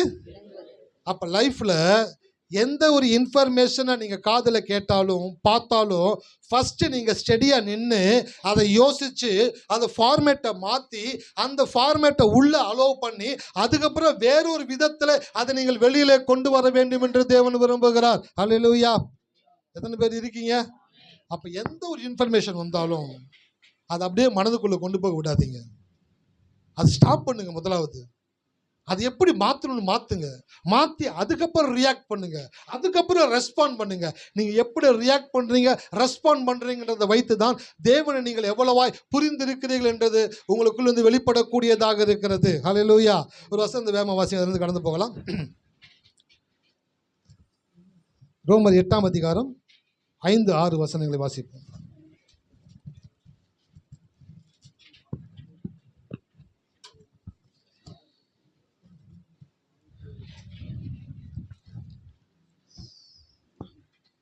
அன்றியும் மாம்சத்தின்படி நடக்கிறவர்கள் மாம்சத்துக்குரியவைகளை சிந்திக்கிறார்கள். ஆவியின்படி நடக்கிறவர்கள் ஆவிக்குரியவைகளை சிந்திக்கிறார்கள். மாம்ச சிந்தை மரணம், ஆவி சிந்தையோ ஜீவனும் சமாதானமுமாம். ஆமென். ஹல்லேலூயா. இந்த 2 வசனத்தை எனக்காக வீட்டில் போய் உட்காந்து பொறுமையாக வாசிச்சிங்கனாலே உங்களுக்கு யாரும் விளக்க தேவையில்லை. அந்த வசனமே உங்களுக்கு விளக்கத்தை கொடுத்துரும். என்ன போட்டிருக்கு பாருங்க, அன்றியும் மாம்சத்தின்படி நடக்கிறவர்கள் மாம்சத்துக்குரியவைகளை. நீங்க உங்க லைஃப்ல என்ன சிந்திக்கிறீங்கன்றதை வச்சு தான் நீங்க மாம்சத்துக்குரியவர்களா அல்லது ஆவிக்குரியவர்களா என்பதை தேவன் டிஃபைன் பண்ணி பார்க்கக்கூடியவராக இருக்கிறார். எந்த ஒரு விஷயத்தை, கணவனா இருக்கட்டும், மனைவியா இருக்கட்டும், பிள்ளைகளா இருக்கட்டும், சொந்தக்காரங்க, பெற்றோரா இருக்கட்டும், ஒரு விஷயத்தை பேசும் பொழுது மரணத்துக்கு உரியவைகளை நீங்கள் பேசினால் நீங்கள் மாம்சத்துக்குரியவர்களாக இருக்கிறீர்கள். ஜீவனுக்குரியவைகளை பேசினால் நீங்கள் ஆவிக்குரியவர்களாக இருக்கிறீர்கள். ஹல்லேலூயா. அப்போ வீட்டில் பேசும்பொழுது தான் கதை தெரியும். ஒரு விஷயத்தை வீட்டில் சம்பாஷணை பண்ணிக்கிட்டு இருக்கீங்க, சம்பாஷணை பண்ணும் பொழுது பேசுகிற வார்த்தையிலிருந்து குற்றம் கண்டுபிடிக்கிறீங்க பார்த்தீங்களா? இந்த குற்றம் கண்டுபிடிக்கிற காரியம் என்னன்னாக்க மரணமும் மாம்சத்துக்கும் உரிய ஒரு கேரக்டராக இருக்குது. எந்த ஒரு விஷயம் பேசினாலும் கணவன் மனைவி பெற்றோர் பிள்ளைங்க சொந்தங்கள் உட்கார்ந்து பேசும் பொழுது அதில் ஒரு குற்றத்தை கண்டுபிடிக்கக்கூடிய கேரக்டர் நமக்குள்ளே வரவே கூடாது. ஏன்னாக்க அந்த குற்றத்தை கண்டுபிடித்து அதை போர்ட்ரேட் பண்ணி அதை பேசும் பொழுது என்ன நடக்குது அப்படின்னாக்க, நீங்கள் யாரை குறித்து பேசுகிறீங்களோ அவங்க அதை குறித்து சிந்திக்கவே மாட்டாங்க. நீங்கள் உட்காந்து 24 மணி நேரமும் அதை குறித்து யோசித்து அதை குறித்து சிந்திச்சு அதை குறித்து டென்ஷன் ஆகும் பொழுது உங்களுடைய மூளை, உங்களுடைய மனது, உங்களுடைய உறுப்புகள், உங்களுடைய அவயங்கள் எல்லாமே என்ன பண்ணுதுனாக்கா பலவீனப்பட்டு உங்களை அறியாமலேயே அது உங்களை மரணத்திற்குள்ளாய் நகர்த்தக்கூடியதாக இருக்கிறது. ஹல்லேலூயா. அப்போ நான் தயவாக கேட்டுக்கிற ஒரு விஷயம் என்னன்னாக்க, குடும்பத்தோடு உட்காந்து பேசுகிறீங்களா, பேசும் பொழுது ஏதோ ஒரு ஜாலியில் ஏதோ ஒரு விஷயத்தில் பேசும் பொழுது ஏதோ ஒரு வார்த்தை தவறாமல் தவறியோ தெரியாமலோ வந்துருச்சுனாக்க அதை கண்டுக்கிறாம விட்டுருங்க. ஹல்லேலூயா. அதை சாப்பிட்டுக்கிட்டு இருந்தானா ஒரு ஈ கிடந்துச்சான். என்ன ஈ கிடக்குது? இன்னும் சொன்னானே, யோ இப்போ தான் நான் பெருச்சாலி எடுத்து போட்டு சாப்பிட்டுக்கிட்டு இருக்கிறேன், நீ என்ன ஈயை பற்றி பேசிக்கிட்டு இருக்க அப்படின்னு சொன்னாங்க. போகிற இடத்துலலாம் சின்ன சின்ன விஷயங்கள் நடக்கும், அதை பெருசாக பேசக்கூடாது. ஒரு கல்யாணத்தை சொன்னால் என்ன சோத்துல கல் இருக்குது, வந்து பார்த்தாக்க பெரிய செங்கக்கல் இருக்குது. என்ன செங்கக்கல்லையா போட்டாங்க, நான் நம்ம வீட்டிலேருந்து எடுத்துகிட்டு வந்து சாப்பிட்டு இருக்கும்போது மேலே வச்ச மாதிரி பேசிக்கிட்டு இருக்கீங்க, சாப்பிட இருந்துச்சியா, எப்படி இவ்வளோ பெரிய கல் இருக்கும், சாப்பாட்டை பிணையும் போது என் கையில் தென்பட்டுச்சியா அப்படின்றாரு. அதே போல் சில பேர் பேசிக்கிட்டு இருக்கும் பொழுது சின்ன சின்ன விஷயங்களை வந்துட்டு பெருசாக பூதகரமாக்க கூடாது, சின்ன விஷயங்களை ஒமிட் பண்ணிட்டு போய்கிட்டே இருக்கணும். ஹல்லேலூயா. எத்தனை பேர் இருக்கீங்க? சின்ன சின்ன விஷயங்களை ஒமிட் பண்ணிக்கிட்டே இருந்தீங்கன்னாக்க நீங்கள் பெரிய மனுஷனாக மாறிக்கிட்டே இருப்பீங்க. எப்போ சின்ன சின்ன விஷயங்களை பெருசாக்கிக்கிட்டே இருக்கீங்களோ நீங்கள் சின்ன நபராக மாறிக்கிட்டே இருப்பீங்க. எத்தனை பேர்த்துக்கு புரியுது? சின்ன விஷயங்களை பெருசுப்படுத்தாதவன் தான் பெரிய மனுஷன். சின்ன விஷயங்களை பெருசுப்படுத்துறவன் சின்ன மனுஷனா இருப்பான் வாழ்க்கையில. ஆகையினால உங்க லைஃப்ல மாம்சத்திற்கு ஏற்றபடி சிந்திக்காதீங்க, அது மரணத்துக்குள்ள கொண்டு போகும். ஆவிக்கு ஏற்றபடி சிந்திங்க, அது உங்களை ஜீவனுக்குள்ளே கொண்டு போகக்கூடியதாக இருக்கிறது. எந்த ஒரு விஷயம் பேசினதும் அதை ஹெல்த்தியா பேசுங்க.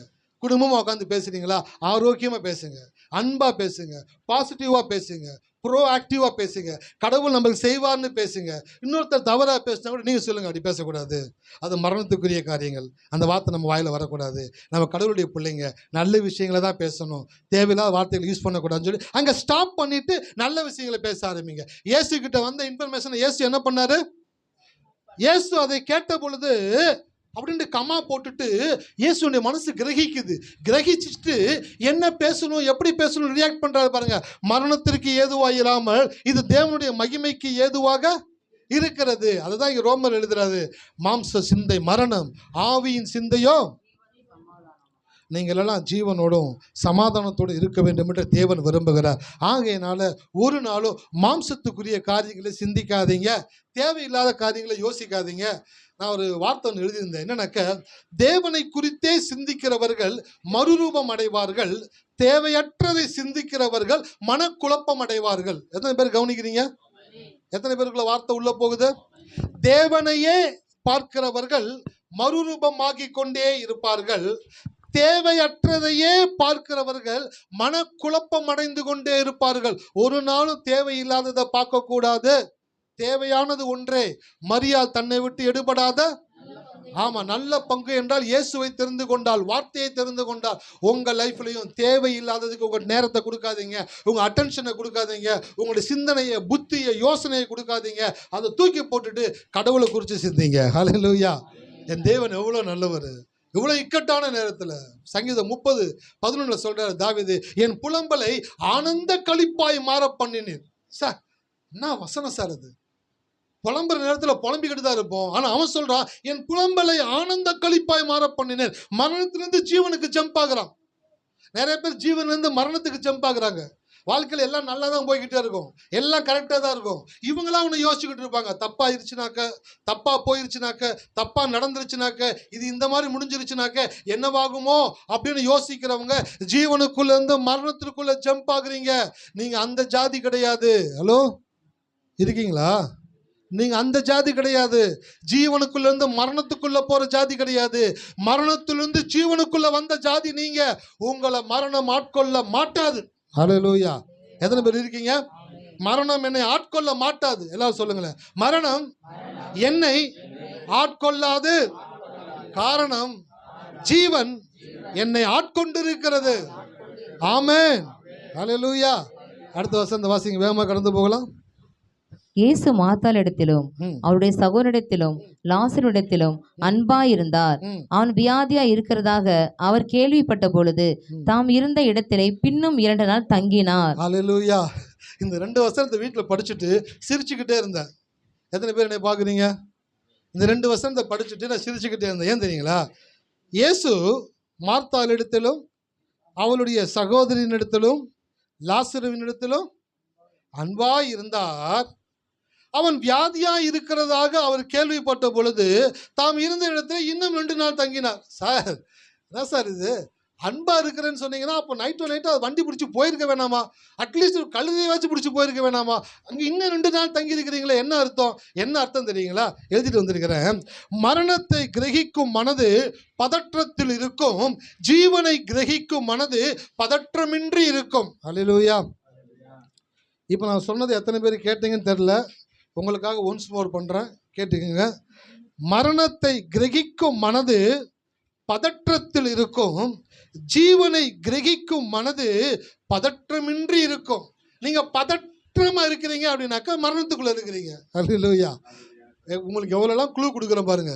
நீங்கள் எங்கே இருக்கீங்கிறத சொல்லிக்கிட்டு இருக்கீங்க. பதற்றமாகவே இருக்கிறீங்க. எப்போ பார்த்தாலும் நர்வஸாக இருக்குது, நகத்தை கடிச்சிக்கிட்டே இருக்கிறது, மூஞ்சி மாறிக்கிட்டே இருக்குது, வேர்த்து ஊற்றிக்கிட்டே இருக்குது. இப்போ எனக்கு வேர்த்து ஊற்றுதுனாக்க நான் பிரசங்கிக்கிறேன். அதனால் நீங்கள் நான் பதற்றத்தில் இருக்கேன்னு நினைக்கக்கூடாது. சில பேரை சொல்கிறேன், நகத்தை கடிச்சிக்கிட்டே இருப்பாங்க, இப்போ நான் பதற்றத்தில் இருக்காங்க, என்ன செய்ய போகிறோன்னு தெரியல, இப்படி போவாங்க, அப்படி போவாங்க, இப்படி போவாங்க. என்ன கம்பெனி இருக்க, என்ன பதற்றம்? மரணத்தை கிரகிக்கும் மனது பதற்றத்தில் இருக்கும், ஜீவனை கிரகிக்கும் மனது பதற்றமின்றி இருக்கும். லைஃப்ல ஒன்று கற்றுக் கொடுக்குறீங்களா? நீங்க பதற்றமா இருந்தீங்க அப்படின்னாக்க நீங்க மரணத்துக்குள்ள இருக்கீங்கன்னு அர்த்தம். நீங்க பதற்றம் இல்லாம இருக்கீங்க பாருங்க, ரிலாக்ஸா இருக்கீங்க பாருங்க. கடவுள் பார்த்து பாருயா, நான் விட்டுருவாரா என்ன? விடக்கூடிய நபரா அவரு. அக்கினி சிலுவைக்குள்ள இறங்கி வந்து காப்பாத்தினாரு, சிங்க கவிக்குள்ள இறங்கி வந்து காப்பாத்தினாரு, செங்கடலுக்குள்ள வந்து மக்களை நடத்தினாரு, கண்மலையிலேருந்து தண்ணீரை கொடுத்தாரு, வானத்திலேருந்து மன்னாவை கொடுத்தாரு, மேகஸ்தம்பமா அக்கினி ஸ்தம்பமா ஜனங்களை நடத்தினாரு. அப்படிப்பட்ட தேவனை நான் ஆராதிக்கிறேன்னு என்னை விட்டுருவாரா அவரு? அல்லேலூயா. விட முடியுமா அவரு? வசனம் சொல்லுது, யாக்கோபே நான் உன்னை எப்படி மறப்பேன், இஸ்ரவேலே நான் உன்னை எப்படி கைவிடுவேன். அதாவது முடியலன்றாரு. என்னால் முடியலடா. ஒரு தகப்பன் வந்து பார்த்தீங்கன்னா எப்பயுமே தன் பிள்ளையின் இடத்துல ஒரு விஷயம் முடியலன்னு சொல்றதுக்கு ரொம்ப அசௌகரியப்படுவான். பிள்ளைகிட்ட போய் அந்த வார்த்தையை நம்ம சொல்லணுமா? எப்படியாச்சும் நம்ம முயற்சி பண்ணலாம், ஏதாச்சும் ஒன்று பண்ணி ஏதாச்சும் ஒன்று செஞ்சு அவன் கேட்டதை அவன் விரும்பினதை எப்படியாச்சும் வாங்கி கொடுத்துலான்ட்டு அப்பா ரொம்ப என்ன பண்ணுவானாக்க ஆக்டிவாக இருப்பார். அந்த பிள்ளைகிட்ட போயிட்டு டேடினால முடியலடா அப்படின்னு சொல்றதுக்கு ரொம்ப யோசிப்பார் அப்பா. சில பிள்ளைங்க புரிஞ்சுப்பாங்க, புரிஞ்சுக்கிட்டு என்ன பண்ணுவாங்கனாக்க அவங்க அப்பா கிட்ட எதுவுமே கேட்க மாட்டாங்க. ஏன்னா அப்பானால முடியல, நம்ம ஏதாச்சும் ஒன்று கேட்டுட்டு அவரால் முடியலன்னு அவரும் வருத்தப்பட போறாரு, நமக்குள்ளே வருத்தம் உண்டாக போகுதுன்ட்டு பிள்ளைகள் ஞானமாய் பெற்றோர் இடத்துல எதுவுமே கேட்காத பிள்ளைகளாக இருப்பாங்க. சில பிள்ளைகள் பெற்றோர் இடத்துல கேட்பாங்க, கேட்டதை வாங்கி கொடுக்க முடியாமல் அந்த தகப்பன் திணறும் பொழுது முடியலன்றதை சொல்ல மாட்டாரு. இன்னைக்கு தரம்பா, நாளைக்கு வாங்கி கொடுக்குறேன்பா, கேட்டிருக்கேன்பா, பண்ணித்தரம்பா அப்படின்ட்டு அப்பா முடியலன்ற வார்த்தை பிள்ளைகிட்ட சொல்லவே மாட்டாரு. ஆனால் இந்த தேவன் தன் ஜனங்களை பார்த்து சொல்லுகிறாரு, யாக்கோபே நான் உன்னை எப்படி மறப்பேன், இஸ்ரவேலே நான் உன்னை எப்படி கைவிடுவேன். என்னால முடியலையே, நீ தப்பா பேசுற, என்னால முடியல, நீ தவறா வாழ்ற, என்னால உன்னை கைவிட முடியல, உன் கூட நான் இருந்துகிட்டே இருக்கிறேன். ஏன் தெரியுங்களா? இயேசு கிறிஸ்துவின் இரத்தத்தினாலே கழுவப்பட்டபடியினாலே தேவனுடைய கிருபை உங்கள் மேல் இருக்கிறது. ஹல்லேலூயா. நீங்க சாதாரணமான ஜீன் கிடையாது சார், நீங்க சாதாரணமான ஆள் கிடையாது. உங்களுக்குள்ள இருக்கிற விசேஷித்த ஒரு ரத்தம் இருக்கிறது. அந்த ரத்தம் இந்த உலகத்தில் அவருடைய நாமத்தை சொல்லுகிறவர்களுக்குள் மாத்திரமே இருக்கிறது. இந்த உலகத்தில் நிறைய ரத்த குரூப் இருக்குது. அதில் சில குரூப் வந்து ரொம்ப ரேர்னு சொல்றாங்க. அந்த குரூப் எல்லாத்துக்கும் இருக்காதா? ஓ பாசிட்டிவ்னு சொல்றாங்க. சில அந்த ரத்தம் வந்து சில பேத்துக்கு மட்டும்தான் இருக்குமா? இன்னும் சில ரத்தங்களாக இருக்குது, நிறைய பேத்துக்கு அது இருக்காதான். அதே போல கிறிஸ்தவர்களுக்குள்ள இருக்கக்கூடிய ரத்தத்தினுடைய அணுக்கள் தேவகுமாரனுடைய இயேசுனுடைய ரத்த அணுக்கள் நமக்குள்ள இருக்கிறபடியினாலே தேவன் இந்த உலகத்தை பார்க்கும் பொழுது இயேசு கிறிஸ்துவின் ரத்தம் எவர்களுக்குள்ளெல்லாம் இருக்குதோ அவர்கள் மாத்திரம் தனியாய் அவருடைய கண்களுக்கு தெரியக்கூடியவர்களாக இருக்கிறார்கள். ஹல்லேலூயா. நீங்க அவருடைய பார்வையில விசேஷமானவங்களா இருக்கிறாங்க. உங்களை அவ்வளோ சீக்கிரம் விட்டுற மாட்டாரு. ஹல்லேலூயா. உங்களை அவ்வளோ சீக்கிரம் விட்டுற மாட்டாரு. மரணத்தை கிரகிக்காதீங்க, ஜீவனை கிரகிச்சுக்கிட்டே இருங்க. நல்லா வாழுவேன், நான் சிறப்பாக தான் இருப்பேன், எனக்கு கடவுள் இன்னும் நல்லா தான் வச்சிருப்பாரு, இன்னும் எனக்கு சமாதானத்தை கொடுப்பாரு, சந்தோஷத்தை கொடுப்பாரு, மகிழ்ச்சியை கொடுப்பாரு. பாருங்க, எங்களுடைய வம்சத்திலே எங்கள் சந்ததியிலேயே யாரும் எட்டாத உயரத்தை என்னை தேவன் எட்டும்படி செய்வார். ஹல்லேலூயா. இதுதான் சார் ஜீவனை கிரகிக்கிற மனது. இதுதான் கழுகுனுடைய தன்மை. கழுகு செத்ததை பார்க்காது, உயிரோடு இருக்கிற உயிரினத்தை பார்க்குமா? நீங்களும் அந்த கழுகுனுடைய ஆற்றல் உங்களுக்குள் இருக்கும் என்றால் நீங்களும் மரணத்தை பார்க்கக்கூடாது. எதை பார்க்கணும்? எதை பார்க்கணும்? உயிருள்ளதை பார்க்கணும், செத்ததை பார்க்கக்கூடாது, செத்த வார்த்தைகளை பார்க்கக்கூடாது. எவ்வளவு விலை, எவ்வளவு ஸ்பெஷலான டாக்டருடைய வார்த்தையாக இருந்தாலும் அது செத்த வார்த்தைகளே. இதற்கு முன்பாக இதற்கு மட்டும்தான் ஜீவன் இருக்குது, மற்ற எல்லா வார்த்தையும் செத்த வார்த்தைகளே. ஹல்லேலூயா. யோசிச்சு பாருங்க, இந்த வார்த்தையில ஜீவன் இருக்குது, இந்த வார்த்தையில மட்டும்தான் ஜீவன் இருக்குது. தேவனுடைய வார்த்தையானது ஜீவனும் வல்லமையும் உள்ளதாக இருக்கிறது. டாக்டருடைய வார்த்தையில ஜீவனும் வல்லமை இருக்குன்னு எங்கேயாச்சும் எழுதி பார்த்துருக்கீங்களா? எந்த டாக்டராச்சும் எழுதுறாரா இந்த மருந்தை சாப்பிடுங்க என் வார்த்தையில ஜீவனும் வல்லமை இருக்குன்னு எழுதுறாரா? டாக்டர் எழுதுறது டாக்டருக்கே புரிய மாட்டேங்குது. ரெண்டாவது கொண்டு போய் காமிச்சாக்க இதை நானா எழுதுனேன் சார், நீங்கள் தான் சார் எழுதுனீங்க. ஒரு டாக்டர்கிட்ட போய் காமிச்சிக்கிட்டு இருந்தேன், எழுதுனாரு சார் பக்கத்தில் ஸ்பெல்லிங் கூட எழுதுங்கன்னு. மெடிக்கல் ஷாப்காரனுக்கு புரியும் சார், அவன் கொடுக்குற டேப்லெட் இதானு எனக்கு புரிய வேணாமா? தெளிவாக எழுதுங்க பக்கத்தில் சொல்லி நான் வாங்கி பக்கத்தில் உட்காந்து எழுதிக்கிட்டு இருந்தேன். அப்போ நான் சொல்கிறேன், இந்த உலகத்தில் கடவுளுடைய வார்த்தை மாத்திரமே ஜீவனும் வல்லமையும் உள்ளது, மற்ற எல்லா வார்த்தைகளுமே சத்த வார்த்தைகளே. இதை ஒரு மனுஷன் புரிஞ்சுக்கிட்டான்னு வச்சுக்கோங்களேன், அசரவே மாட்டான், தைரியமாக இருப்பான். ஒன்னே ஒன்று சொல்லுவான், நான் ஆராதிக்கிற தேவன் ஜீவன் உள்ளவர். ஹல்லேலூயா. இயேசு அதான் சொல்றாரு. 2 நாள் தங்கிட்டு அடுத்து கடந்து போறாரு. வேகமா வாசிங்க, சீக்கிரம் முடிக்க வரும்போது 5 நிமிஷத்துல 15ஆம் வசனத்தை வாசிக்க கேட்போம். நான் அங்கே இராததினால் நீங்கள் விசுவாசமுள்ளவர்களாய் இருக்கிறதற்கு ஏது உண்டென்று உங்கள் நிமித்தம் சந்தோஷப்படுகிறேன்.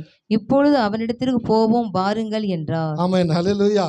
இயேசு சொல்றாரு, லாசரு தூங்கிக்கிட்டு இருக்கிறான், நித்திரையா இருக்கிறான், எழுப்ப போறேன். சீசர்கள் நோண்டி கேட்குறாங்க கேள்வி. இந்த அவிவிசுவாசமா இருக்கிற ஆளுங்க நோண்டி கேள்வி கேட்டுட்டே இருப்பாங்க. ஹல்லேலூயா. எத்தனை பேர் இருக்கீங்க? விசுவாசமா ஒருத்தன் பேசுறானாக்கா தயவுசெய்து அமைதியா வாயை மூடிட்டாச்சு இருங்க. அவன் விசுவாசமா பேசுறான்னு தெரிஞ்சு அவனை போட்டு நோண்டுறது. எப்படி சொல்ற? கர்த்தர் செய்வாரு. இல்லை, ஏதோ நீ பண்ணியிருக்கிற, உண்மையை சொல்லு. ஒன்றும் இல்லை, கர்த்தர் செய்வார், நான் சொல்கிறேன், நம்பு, கடவுள் செய்வார். நீ ஏதோ பண்ணியிருக்கிற, உண்மையை சொல்லு, பாப்பாரு. போய் தொலை. உங்ககிட்ட நான் விசுவாசமாக பேசி மேலே வர்றதுக்குள்ள போதும் ஆயிரும். இயேசு சீசரோட சொல்கிறாரு, லாசரு நித்திரையா இருக்கிறான்னு. அவன் கேட்குறாங்க, அவன் தூங்கிக்கிட்டு இருந்தால் எந்திரிச்சிருவான் ஜி, நீங்கள் இதுக்காக ஒரு 2-3 நாள் பிரயாணப்பட்டு போகணுமா? அவனை போய் நீங்கள் எழுப்பணுமா? அவ்வளோ பெரிய வஸ்தாத்தான் அவனை எழுப்புறதுக்கு நீங்கள் போறீன்றீங்க, அவன் எந்திரிச்சிடும் அப்படின்றார். இயேசு சொல்கிறாரு, மண்டையில் ஒன்றும் ஏற மாட்டேங்குது, எல்லாம் மரமண்டையாக இருக்குது, எல்லாம் மாட்டு மூளை. சொல்கிறாரு, லாசரு மரித்து போனான் என்று சொல்லி வெளிப்படையாய் சொல்லி அவளை கூட்டிட்டு போயிட்டு லாசரு என்ன பண்ணாருங்க, உயிரோடு கூட கல்லறைக்குள்ள வச்சிட்டாங்க. ஒரே வசனத்தை வாசிங்க, அதிலிருந்து முடிக்க விரும்புகிறேன். 39ஆம் வசனம். நன்றி ஆண்டவர். இயேசு கல்லை எடுத்து போடுங்கள் என்றார். மரித்தனுடைய சகோதரியாகிய மார்த்தாள் அவரை நோக்கி, ஆண்டவரே, இப்பொழுது நாருமே 4 நாளாயிற்றே என்றாள். எத்தனை நாளாச்சு? 4 நாள். என்ன ஸ்மெல் வரும்னா நாற்று. 4 நாள் ஆயிற்று, நாருமே என்றால். பாவம், இயேசுக்கு சப்போர்ட் பண்றா. முடியாது சார், பொன நாத்தத்தை நம்மளால தாங்க முடியாது. டிஃபன் பாக்ஸ் இன்னைக்கு வச்சது சாப்பிட்ட டிஃபன் பாக்ஸ் 2 நாள் கழிச்சு கழுவுனா என்ன ஆகுதுங்க? குப்புன்னு பேட்ஸ் மேலே அப்படியே சாயிறாங்க. என்னாச்சுன்னு வர்றாங்க. 2 நாளைக்கு முன்னாடி சாப்பிட்டு ஃபுல்லாக ஃபங்கஸ் ஃபார்ம் ஆயிருக்குது. இவன் செத்து எத்தனை நாள் ஆச்சு? 4 நாள் ஆச்சு. நாருமே அப்படின்டா. இயேசு பார்க்குறாரு, நான் நறுமணமாக இருக்கிறேன். எந்த நாற்றமாக இருந்தாலும் இந்த நறுமணத்துக்கு முன்பாக என்ன ஆகணும்?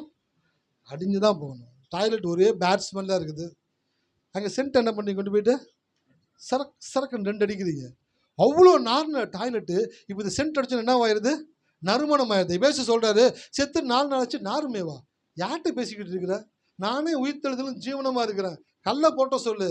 நான் நறுமணமாக இருக்கிறபடினாலே எல்லா நாற்றத்தையும் மேற்கொள்ளக்கூடிய நறுமணமாக இயேசு இருந்தார். ஹல்லேலூயா. நான் சொல்கிறேன், உங்கள் லைஃப்பில் உங்களை கர்த்தர் ஒரு பர்ஃப்யூமாக வச்சுருக்கிறாரு. நீங்கள் வந்துட்டு நாத்தம் கொடுக்கக்கூடிய ஆளாக இருக்கக்கூடாது. நீங்களே பிரச்சனையை உண்டு பண்ணுறது, நீங்களே பிரச்சனையை பெருசாக்குறது, நீங்களே அதை குறித்து நோண்டுறது, நீங்களே அதை குறித்து பேசுறது, அதை பெருசாக்குறது, அப்படின்னாக்கா நாற்றம் எடுத்து கொண்டு இருக்கீங்கன்னு அர்த்தம். போக போக நாத்தம் அதிகமாகிக்கிட்டே இருக்கும். நல்லா தெரிஞ்சுக்குங்க, உங்களை கடவுள் நாற்றமாக வைக்கல, உங்களை தேவன் நறுமணமாய் வைத்திருக்கிறார். ஹல்லேலூயா. அப்போ நறுமணமாக இருந்தால் எந்த இடத்துல பிரச்சனை இருக்கோ அந்த இடத்துல சால்வ் பண்ணணும். அந்த இடத்துல நீங்கள் ஒரு முடிவை கொண்டு வரணும். அங்கே விசுவாசமாக பேசணும். அந்த இடத்துல கடவுளை உயர்த்தி காட்டணும். அந்த இடத்துல ஜீவனை பேசணும். அந்த இடத்துல தான் உங்களுடைய பிரசன்ஸ் தேவை. உங்களால் பிரச்சனை வரக்கூடாது, உங்களால் சமாதானம் வரணும். வேதத்தில் போட்டிருக்குது, தேவன் கலகத்திற்கு தேவனாயிராமல் சமாதானத்திற்கு தேவனாக இருக்கிறாரா? உங்களை தேவன் அப்படியாய் தெரிந்து கொண்டு இருக்கிறார். ஹல்லேலூயா. நீங்களா விசேஷமானவங்க. உங்கள் மேலே ஒரு பர்ஃப்யூம் இருக்குது. மரண வாசனை அல்ல, ஜீவ வாசனை. ஹல்லேலூயா. உங்கள் மேலே ஜீவ, அதெல்லாம் மோந்து பாருங்களேன். சும்மா மோந்து பாருங்க. பண்ண மாட்டீங்களா? நான் பார்க்குறேன். ஒருத்தர் சரக்கு வாங்கினா சைடிஸ் இல்லை, சரக்கு அடிச்சு என்ன பண்ணிட்டேன்னாக்க கேட்டால் உப்புத்தன்மை இருக்குதுன்னு சொல்கிறேன். அதே போல் நான் சொல்கிறேன், மோந்து பாருங்க. மோந்து பார்த்தீங்கன்னாக்க ஜீவ வாசனையை தேவன் உங்கள் மேல் வைத்திருக்கிறார். ஹல்லேலூயா. எப்படி சார் ஜீவ வாசனைன்றீங்க? இந்த வார்த்தைக்கு பேர் என்ன பேர்? இந்த வார்த்தைக்கு என்ன பேர்? இந்த ஜீவ வார்த்தை உங்களுக்குள்ளே இருந்தால் உங்களுக்குள்ளே என்ன வாசனை வரணும்? ஜீவ வாசனை வரணும். அப்போ நீங்கள் இருக்கிற இடத்துல சமாதானம் உண்டாகணும், நீங்கள் இருக்கிற இடத்துல மகிழ்ச்சி உண்டாகணும், நீங்கள் இருக்கிற இடத்துல ஜீவன் உண்டாகணும். ஆகினால மரணத்தை பேசக்கூடாது, ஜீவனை தான் பேசணும். யாராச்சும் உடம்பு சரியில்லைன்னு கேள்விப்படுறீங்களா? அப்படியா? எவ்வளோ நாள் தாங்குமா? போகிற வரைக்கும் பாடி வச்சுருப்பாங்களா? அப்படி பேசக்கூடாது. என்ன உடம்பு சரியில்லாமா? உடம்பு சரியா? இயேசுவின் நாமத்தினால ஜீவனை பேசுகிறேன், அவனுக்குள்ள இருக்கிற வியாதி நீக்கப்பட்டு சுகம் உண்டாகணும் ஆண்டவர் என்று சொல்லி நீங்க பேசுகிற சுகத்தினால அவன் எப்பேற்பட்ட வியாதியா இருந்தாலும் அவன் சுகமாகணும். அதுதான் அவங்களை கடவுள் தெரிஞ்சிருக்கிறாரு. உடம்பு சரியில்லாமல் இருக்கிறானா? என்ன தாங்குமானா? 2 முள்ள காலுக்குள்ள ஆள் போயிடுவாங்கன்னு சொல்றாங்க. அப்போ நம்ம இப்பயே பஸ் ஏறிடலாமா? என்ன பிளானு? இப்படியா பிளான் போடுறது? ஒரு நிமிஷம் நின்று கடவுளுடைய வார்த்தை பேசுங்களேன், ஜீவனை பேசுங்களேன், கடவுள் நல்லவன்னு சொல்லுங்களேன், கர்த்தர் சுகமாக்குவார்னு சொல்லுங்களேன். அப்படி மரண படுக்கையில் இருக்கிறவனை கூட உங்களுடைய விசுவாசம் எழுப்பக்கூடியதாக இருக்கிறது. ஹல்லேலூயா. உங்களுடைய நீங்கள் யாருன்றதை புரிஞ்சுக்கிட்டீங்கனாக்க, உங்கள் தனித்துவம் என்னன்றதை புரிஞ்சுக்கிட்டீங்கனாக்க, உங்களுக்குள்ள கடவுள் இருக்கிறன்றதை புரிஞ்சுக்கிட்டீங்கனாக்க, உங்களுக்குள்ள ஜீவ வாசனை இருக்குன்றதை புரிஞ்சுக்கிட்டீங்கனாக்க, நீங்கள் நறுமணம்ன்றதை புரிஞ்சுக்கிட்டீங்கனாக்க, செத்ததை பார்க்க மாட்டீங்க, பேச மாட்டீங்க. உயிரோடு இருக்கிற தேவனை மாத்திரமே பார்ப்பீர்கள், அவரை குறித்தே பேசுவீர்கள். ஹல்லேலூயா. இயேசு மரித்து 4 நாள் ஆன லாசருவை உயிரோடு கூட கொண்டு வந்தார். நான் சொல்கிறேன், செத்து 40 நாள் ஆயிருந்தா கூட அவனை மறுபடியும் உயிரோடு கொண்டு வரக்கூடிய ஆற்றல் உள்ளவர்களாக உங்களை என்னை தேவன் இந்த பூமியில் வைத்திருக்கிறார். ஹல்லேலூயா. அதனால் பயப்படாதீங்க, மகிழ்ச்சியாக இருங்க, சந்தோஷமாக இருங்க. மரணத்தை குறித்து யோசிக்காதீங்க, ஜீவனை பேசி கொண்டே இருங்க. கழுகு எப்படி செத்ததை பார்க்காம உயிரோடு இருக்கிறத பார்க்குதோ அப்படியே நீங்களும் அப்படியே பார்த்து கொண்டே இருங்க. உங்கள் வாழ்க்கை மாத்திரமல்ல, உங்களை சுற்றி இருக்கிறவருடைய வாழ்க்கையும் தேவன் சிறப்பிக்கக்கூடியவராக இருக்கிறார். கண்களை மூடுவோமா? நன்றி ஆண்டவர். தகப்பனே, இந்த மாலை வேலைக்காய் நன்றி செலுத்துகிறோம். What a wonderful word. எவ்வளோ ஒரு அற்புதமான ஒரு வார்த்தை நீ எங்களிடத்தில் பேசியிருக்கிறீர் ஆண்டவர். ஆண்டவரே, நாங்கள் அதற்குரிய தகுதியானவர்கள் என்று தெரிந்து எங்களிடத்தில் நீர் பேசியிருக்கிறீர்கள். அந்த வார்த்தைகள் எங்களை தகுதிப்படுத்துகிறது, நாங்கள் யார் என்பதை காட்டுகிறது. எங்களுக்குள் தேவன் இருக்கிறார், எங்களுக்குள் ஜீவ வாசனை இருக்கிறது, எங்களுக்குள் நறுமணம் இருக்கிறது. எங்களுக்குள் தேவன் இருக்கிறபடினாலே நாங்கள் ஜீவனுக்குரியவர்கள், ஜீவ வாசனைக்கு உரியவர்களாக இருக்கிறபடினாலே மரணத்தை குறித்து பேசாமல் ஜீவனை குறித்து மாத்திரமே பேசக்கூடியவர்களாக இருக்கிறோம். கர்த்தாவே, வந்து ஒவ்வொரு பிள்ளைகளையும் ஆசீர்வதித்து அனுப்புவீராக. ஒவ்வொருவருக்குள்ளும் ஜீவன் வேலை செய்வதாக. இயேசுவின் நாமத்தில் ஜெபிக்கிறோம் நல்ல பிதாவே. என் ஆத்துமாவே கர்த்தரை